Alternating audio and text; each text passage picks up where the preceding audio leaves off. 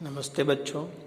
आज हम लोग कक्षा 8 समाज विज्ञान पाठ 2 हमारे आसपास क्या को पढ़ेंगे। धनविन माँ के साथ बगीचे में घूम रहा था। धनविन एक लड़का है जो अपनी माँ के साथ बगीचे में घूम रहा था। घूमते घूमते उसके मन में एक प्रश्न उत्पन्न हुआ। उसने अपनी माँ से पूछा, हम जिस जमीन पर चल रहे हैं वो किस तरह बनी होगी। यानी उसने पूछा कि माँ, ये जो धरती है वो कैसे बनी। तो उसकी माँ ने कहा कि बेटा, तुम प्रतिदिन सूर्य को देखते हो। ये जो सूर्य है ये भी एक परिवार है जिसे हम सौर परिवार के रूप में जानते हैं। यानी सूर्य का एक परिवार है जिसे सौर परिवार कहते हैं, जिसमें हमारी पृथ्वी आती है और इसके अलावा भी बहुत और ग्रह हैं जैसे बुध, शुक्र, बृहस्पति, शनि, अरुण, वरुण। इस सौर परिवार के सदस्य हैं। बोले कि ये जो हमारी पृथ्वी है वो एक सौर परिवार की सदस्य है और पृथ्वी जिस पर हम रहते हैं। और उसने कहा, बेटा विशेष बात तो यह है कि हम जिस धरती पर रहते हैं तो सौर परिवार में सिर्फ धरती ही ऐसी है जो सजीवों को जीने के लिए जरूरी परिस्थिति प्रदान करती है। जैसे कि तापमान हो, पानी हो, हवा हो, ये सजीवों को जीने के लिए बहुत आवश्यक है। तो ये मात्र और मात्र पृथ्वी पर ही मिलती है। बाकी के सौर परिवार के जो सदस्य हैं उनमें ऐसा कुछ देखने को मिलता नहीं है। यानी उसके परिवार के अन्य सदस्यों के पास इस प्रकार की अनुकूलता नहीं है और आज तक कोई प्रमाण भी नहीं मिला है कि पृथ्वी के अलावा सौर परिवार के दूसरे सदस्यों पर जीवन जीने की कोई संभावना हो। उसकी माँ कहती है कि सामान्य रूप से ऐसा माना जाता है कि पृथ्वी जो है वो सूर्य में से अलग हुई है। अब ऐसा वैज्ञानिक भौगोलिक प्रमाणों में भी देखने को मिलता है कि जो हमारी पृथ्वी है वो सूर्य से अलग हुई है। जब पृथ्वी का उद्भव हुआ, यानी जब पृथ्वी उत्पन्न हुई, उस समय वो आग के गोले के रूप में थी और ये आग का गोला धीरे धीरे ठंडा पड़ने लगा और उसके कई तत्व, यानी ये जो हमारी धरती है पहले आग के रूप में थी, फिर धीरे धीरे ठंडी हुई। इसके कई तत्व पहले द्रव स्वरूप में थे और उसके बाद कुछ ठोस स्वरूप में आए। यानी कुछ द्रव रूप में पहले थे और कुछ ठोस रूप में हुए। और जो ठोस स्वरूप में हुए, जिन तत्वों का ठोस स्वरूप में रूपांतरण हुआ उसे हम मृदावरण कहते हैं, यानी मिट्टी जिस पर हम रहते हैं। और जिन तत्वों का द्रव स्वरूप में रूपांतरण हुआ उसे जलावरण के रूप में जानते हैं, तथा जिन तत्वों का गैस स्वरूप में रूपांतरण हुआ उसे हम वातावरण कहते हैं। और पृथ्वी पर रहने के लिए कठोर सतह, पीने के लिए पानी और सांस लेने के लिए जो हवा मिलती है वो उसे हम जीवावरण के रूप में जानते हैं। यानी उसकी माँ ने बताया कि बेटा धनविन, अब इस धरती पर इस जो हमारी सृष्टि है उसमें 4 प्रकार के आवरण आए हुए हैं हमारी धरती पर।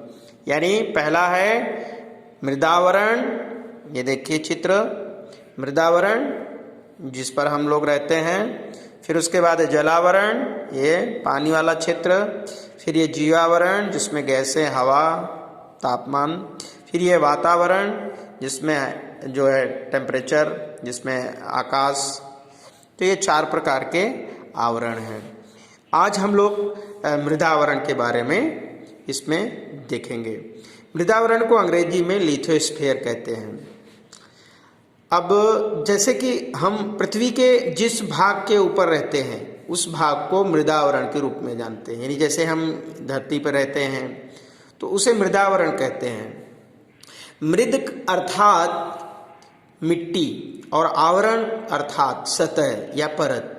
तो मृद का मतलब मिट्टी और आवरण का मतलब होता है सतह या परत।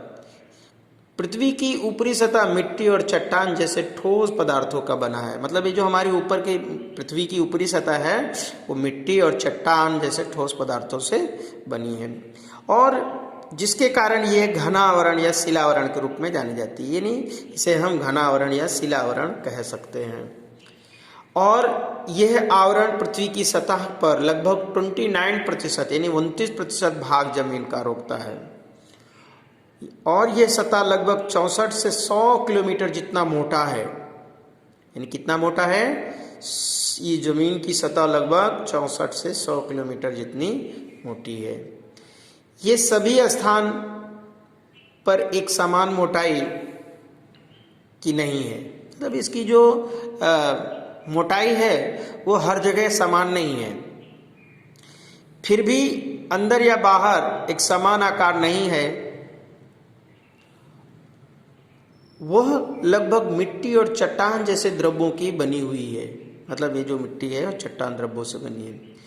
और इन भूभाग पर, यानी ये जो इस भूभाग है उस पर छोटे बड़े पर्वत आए हुए हैं, पठारी प्रदेश आए हुए हैं, मैदान आए हुए हैं। यानी इस हमारी धरती पर पठार, पर्वत, मैदान आदि का समावेश हुआ है। सतह से शुरू करके जैसे हम गहराई में, मतलब जैसे हम नीचे की तरफ जाते हैं वैसे वैसे इस धरती के तापमान में भी वृद्धि होती है। यानी तापमान बढ़ता जाता है, गर्मी बढ़ती जाती है। पृथ्वी के भूगर्भ यानी जमीन के अंदर गर्भ में रही हुई चट्टानें जो होती हैं वो पिघले हुए स्वरूप में पाई जाती हैं, और इन चट्टानों के पिघले स्वरूप को हम मैग्मा या भूरस के नाम से जानते हैं। हमारी पृथ्वी के अंदर कई गैसें हैं जो गर्म होने से ऊपर की तरफ अपना दबाव बनाकर निकलने का प्रयास करती रहती हैं, परंतु ऊपर की आई हुई जो चट्टानें हैं वो दबाव भी उतना ही अधिक लगाती है। मतलब नीचे की जो सतह है गर्म वाला वो ऊपर की तरफ निकलने का प्रयास करता है, और ऊपर की जो सतह है वो उसको दबाने का प्रयास करती रहती है। तो होता क्या है, गर्मी और दबाव जैसे बल एक दूसरे को संतुलित रखने में मदद करते हैं। यानी बैलेंस बराबर हो जाता है। और अगर ये संतुलित बराबर नहीं हो, यानी बराबर होने की वजह से हमारी पृथ्वी की जो सतह है वो फटती नहीं है। अगर संतुलन बराबर ना हो तो उस समय संतुलन अगर बराबर नहीं होगा तो वहाँ पर जमीन की जो सतह है वो टूट जाएगी। यानी वहाँ से खूब गर्मी उत्पन्न होगी और खूब गर्मी के लावे निकलेंगे जिसे हम ज्वालामुखी कहते हैं। धनवीन अपनी माँ से कहता है, मम्मी ये जो मृदा आवरण है वो हमारे लिए किस तरह से उपयोगी है? तो उसकी माँ कहती है, बेटा उसके बाद यदि मृदा आवरण ना होता तो हम अपना मकान किस प्रकार बनाते? पीने का पानी, भोजन के लिए, खेती, उद्योग धंधे के लिए, खनिज, जंगल, ये सारी चीजें जो है हम मृदावरण के बिना कैसे संभव कर पाते? यानी बच्चों, अगर हमारी धरती ना होती, यानी मृदावरण ना हो, तो हमें पीने का पानी, भोजन के लिए खेती, उद्योग धंधों के लिए जो है खनिज लवण, जंगल, ये हमें कहाँ से मिलता? आज हमने अपने मृदावरण के बारे में जो बातें की उसके आधार पर मृदावरण में किसका समावेश हो सकता है और उससे संबंधित चित्र बनाना है। तो कहने का मतलब यह है कि जो हमारी मृदावरण है वो बहुत ही इम्पोर्टेंट है हमारे लिए। मृदावरण पर हमारे पीने का पानी, भोजन के लिए खेती, उद्योग धंधे के लिए खनिज, जंगल, लकड़ियाँ, बहुत सारी चीज़ें हमें मृदावरण से मिलती है। और अगर मृदावरण ना हो तो हमारा जीवन ही संभव नहीं है। तो बच्चों, आज हम मृदावरण के बारे में सीखे। नेक्स्ट वीडियो में हम जलावरण के बारे में पढ़ेंगे। जय हिंद, वंदे मातरम।